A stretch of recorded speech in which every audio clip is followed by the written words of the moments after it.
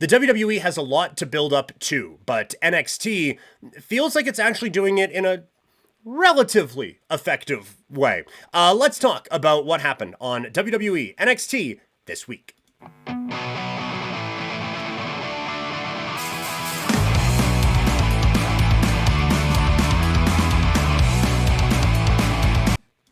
That is right. Living Room Lariats. Again, it is the new wrestling podcast from Couch Potato Diary that all the wrestling talk from Couch Potato Diary gets just balled up into one spot and gets sent over if you don't want to listen to all the UFC and CFL and NHL and MLB on Couch Potato. If you're just here for the wrestling talk, Living Room Lariat is the place for you to go. Hit that subscribe button. It's available wherever podcasts are available. There is all the stuff from Couch Potato, plus a couple things in podcast form you're not getting anywhere else. This NXT recap is going to be on there as they build toward Evolution and the Great American Bash.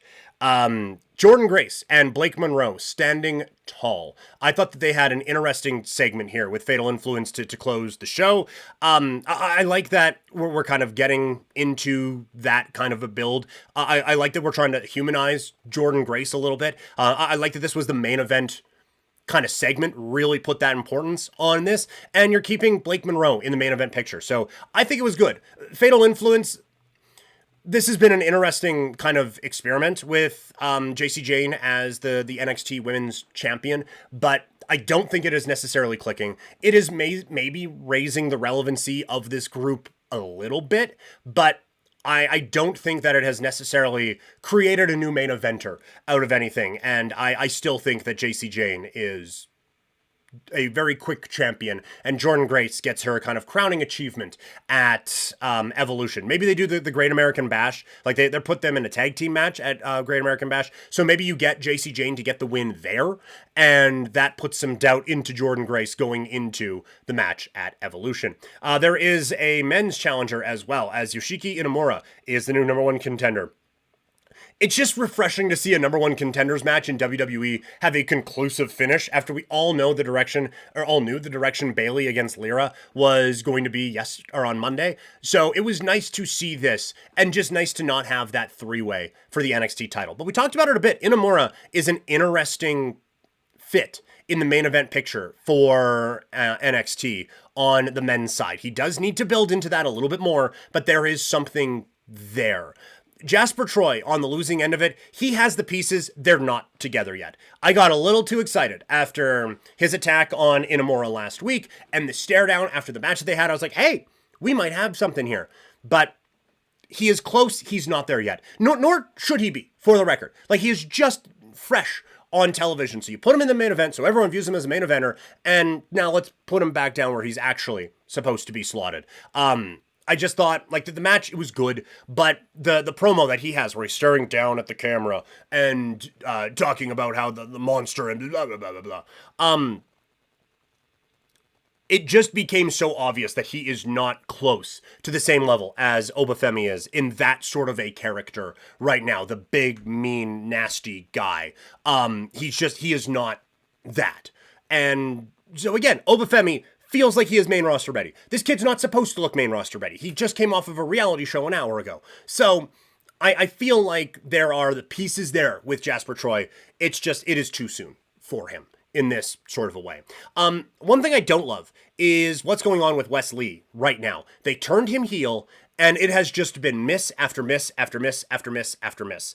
And like, you have a guy who was red hot, and then he comes back from injury, and it felt like there was a ready-made opportunity to put him as like the babyface on this show, and instead they go with him at the heel route, and instead of being like a huge favorite as a babyface, he is just one of the faces as a heel, and that's not a good place for him to be. He is feeling very second fiddle in this championship feud for the TNA title on NXT with Trick Williams and Joe Hendry. Not a great sign. So I am hoping that this whole mini partnership that they have with Wes Lee and with Trick Williams, that it is going to lead to Trick turning on Wes and this turning Wes back babyface, because that is where he is so much more effective on the NXT roster.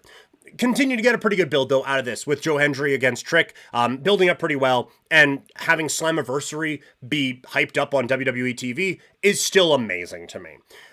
We get some advancement now in the Tony D, Stacks, Luca Crucifino story. I was not expecting Luca to kind of turn and go on his own. I did think that there was going to be like one side or the other that he was going to pick. And I don't mind this. If they all go their separate paths, you can have Tony go up to the main roster and still do the Italian mob gimmick. And it's not weird when you are having another version of that down on NXT that you're not going to call up and bring with him. Because they just had this blood feud on TV. So I do think that it makes sense for them all to go kind of their separate ways, for Luca and for Stacks to maybe have their own characters. If you want Stacks to be the Dawn of a new group or whatever, that's fine. But I think that this makes some sense for how you want to present this story. So I was actually happy with the progression that they made here and interested to see what is next in this feud. And then we also get some Sol Ruca, Zarya, Izzy Dame, and Tatum Paxley advancement here. And again, I like how this one is kind of progressing as well. I think that it makes sense for Izzy Dame's character to be leading Tatum Paxley along. And I also think that it makes sense for the Culling to be a faction that would break up a group like Sol Ruca and Zarya and come between these two who friendship we have seen blossom so long, even though I do think that it is kind of against everything that made Zarya unique and is kind of holding her back a little bit. I think that a split here would really do Sol Ruca and Zarya well. And so I think that there is a lot that you can go with here. I think that advances those two. And I think also another heartbreak and turning on Tatum Paxley is a smart way to go about things as well. So I do think that there is a lot to like about what is happening with NXT at this particular time, especially those ones. Again, some things I don't love, but there's a lot of good happening on NXT as we build toward what is a busy weekend next weekend. And again, we are going to do it all on Living Room Lariat. There is a new wrestling podcast from Couch Potato Diary. Living Room Lariat is going to have all the great wrestling content from Couch Potato Diary with some exclusive breakdowns not available on the flagship podcast. So search out Living Room Lariat wherever you get your podcast.